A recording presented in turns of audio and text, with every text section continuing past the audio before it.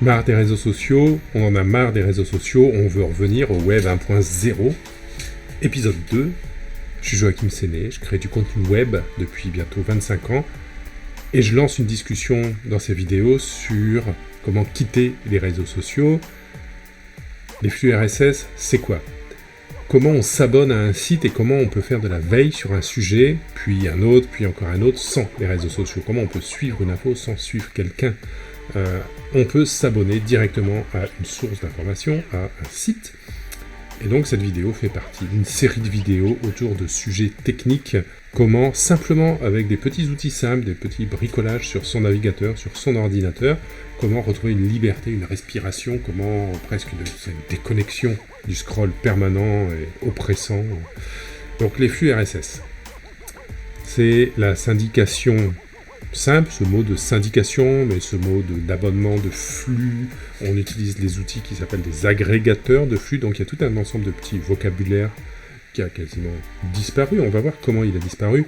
Un produit RSS est une ressource du World Wide Web, c'est écrit ici, dont le contenu est produit automatiquement, Wikipédia nous dit, en fonction des mises à jour d'un site web. Ce sont des fichiers XML qui sont utilisés par les blogs et les sites d'actualité. XML, mot technique, c'est pas grave, c'est juste un lien. On va copier un lien dans un champ et ça va nous afficher les articles récents. C'est tout ce qu'il faut savoir. Par exemple, si je vais sur mon site, ici, j'ai un icône, ici, en forme de petite onde de connexion, on va dire, qui permet de syndiquer tout le site, ou sur n'importe quel site où ce logo apparaît. Parfois, c'est écrit feed, comme ici, chez Karl Dubost, et parfois, comme sur Libération, il n'y a rien d'écrit. Avant, c'était écrit tout en bas, dans le pied de page, c'était précisé. S'abonner ici, c'est pas s'abonner au flux RSS, c'est s'abonner au magazine. Pourquoi ça a disparu avec l'écrasement des réseaux sociaux ? On suit le site sur les réseaux sociaux, mais on va voir comment trouver sur Libération, parce que ça existe encore, parce que c'est produit automatiquement par le site. Et chez Mediapart, imaginons que je veuille m'abonner à International, on va voir comment faire. Si on va tout en bas, encore une fois, ici on a les flux et on voit que ça nous a téléchargé un fichier. Donc il y a deux façons de faire, soit on copie une adresse, cliquons sur mon lien. Copier l'URL suivante de votre agrégateur. Donc je ne cherche pas à réfléchir, je copie l'URL, qui me montre ici effectivement les derniers articles, très bien. Et je vais dans mon agrégateur. Alors, c'est quoi un agrégateur ? Allons sur NetVibes. Mais il existe aussi Feedly et d'autres outils. À vous de chercher, à vous de découvrir, à vous de tester et d'essayer. C'est ça qui est important, il ne faut pas avoir peur. Donc ici, je suis sur NetVibes. Après, on verra comment l'intégrer dans votre navigateur directement, Chrome ou Firefox, par une petite application qui est dans le navigateur. Donc sans passer par un site, ce sera directement. Ici, j'ai des extensions en haut de mon navigateur qui sont là-haut, des bloqueurs de pub, en ce qui me concerne, ou des abonnements à des podcasts, ou d'autres outils techniques. Mais ici, donc je vais copier l'adresse du site directement.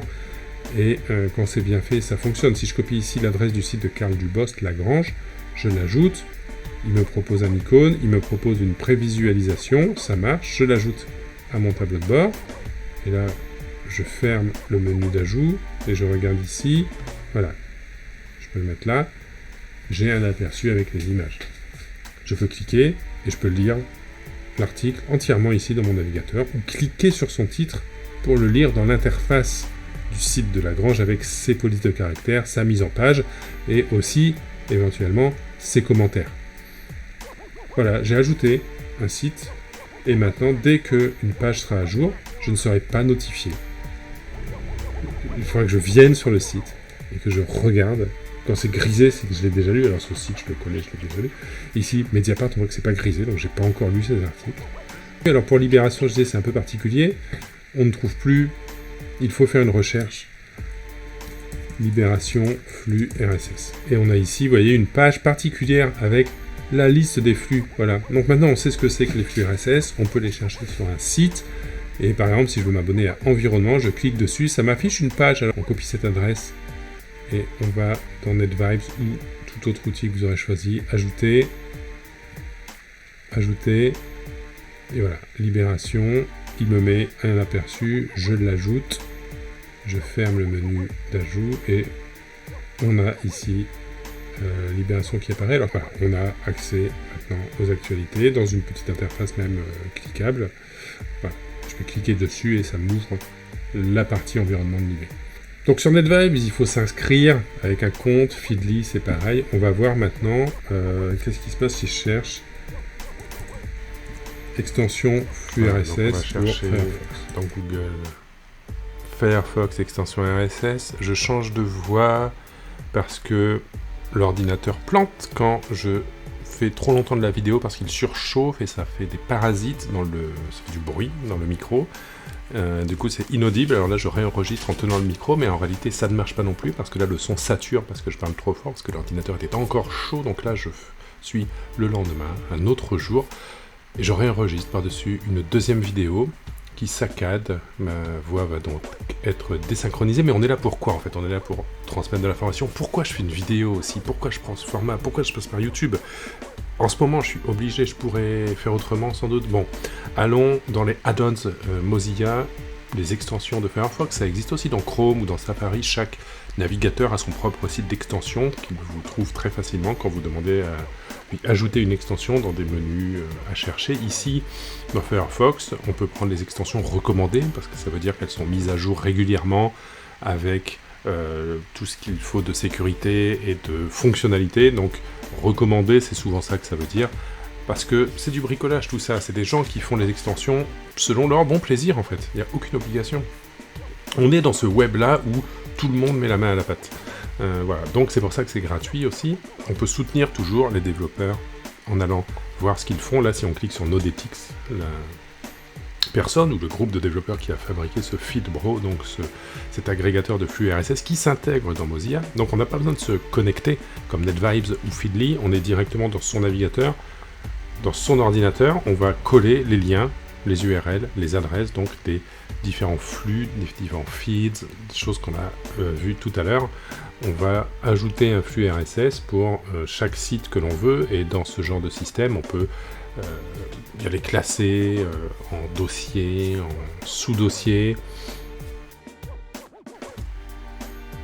Donc ici, on a possibilité d'aller rechercher nos flux RSS de libération dans la page qu'on connaît maintenant. Je vais en rajouter un. Là, juste pour l'exemple, je pourrais rajouter des dossiers, mais ça, on peut voir à l'usage. On peut lire, donc ici, je lis dans l'interface du flux, de l'agrégateur de flux, le site. Je peux quitter pour aller en cliquant sur le titre, pour aller dans l'interface du site. Là, je rajoute un flux libé. Il apparaît à gauche. Voilà. D'une façon moins performante que celle de Lagrange.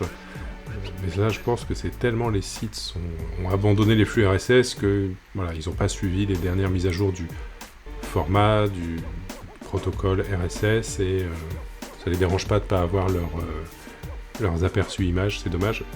On peut leur dire, je pense, leur signaler. Je pense que il y a des équipes chez Libération ou dans d'autres journaux qui peuvent faire ça.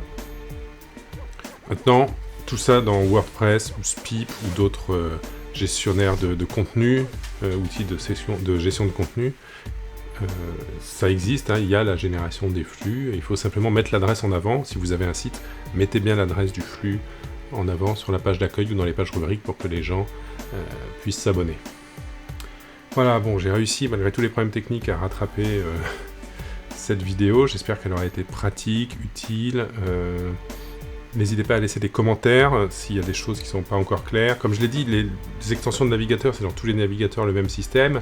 Je ne pense pas devoir faire une vidéo sur comment ajouter une extension à son navigateur. Il y a un menu, ajouter extension, il y a un catalogue d'extensions proposé par Google ou Firefox ou Safari. Faut essayer, faut tester. Mais faites un retour d'expérience là-dessus quand vous aurez commencé à utiliser les flux RSS.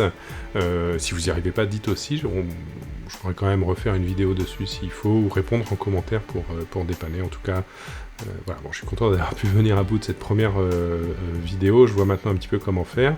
Donc n'hésitez pas à suivre la chaîne, à soutenir par Tipeee aussi. système de soutien mensuel. Et puis la prochaine fois, on parlera des autres sujets, à voir lesquels. Quels autres sujets on pourrait aborder sur comment créer du contenu, comment échanger, commenter, dialoguer ensemble, comment recréer une communauté en dehors des réseaux sociaux, que l'on gère mieux, comment que l'on maîtrise mieux, dans laquelle on se sent aussi à l'aise et en sécurité. Voilà, donc on quitte les réseaux sociaux et on retourne au web 1.0.